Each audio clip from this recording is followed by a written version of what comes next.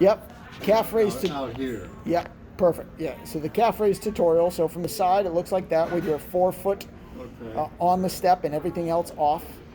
We can notice that there's going to, at the top of the movement, you're going to have a straight vertical line of force, such that you're going straight up rather than closer in.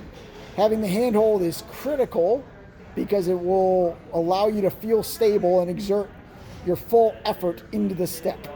At the top, you should have a straight knee, and it would be, again, a full limb experience where you would feel it in the calf, the quad, and the glute. Good. If you need a little bit of a buddy system with the other foot to really maximize the height, that's fine. A slow 5-second descent. Yeah, that was a little fast. Yep, and then quick and try and be explosive as you can, all the way up, up, up, up, up, up, up. Oh, okay. Let me switch. Okay. Now on the opposite foot and from the back view.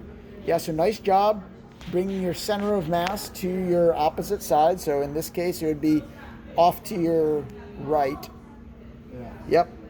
Trying to keep that left foot perpendicular to the edge of the step. So if you look down, notice how your foot's kind of externally rotated there. Try and like move your heel out to the left so that it's equal. Here, not forward or back.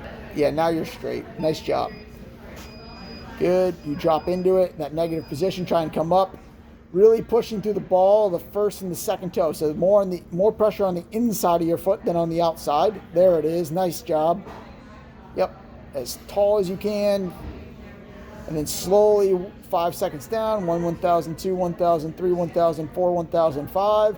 And then up. Nice and explosively. Good. Nice job. Yep. Slowly descending. Keeping these straight the whole time.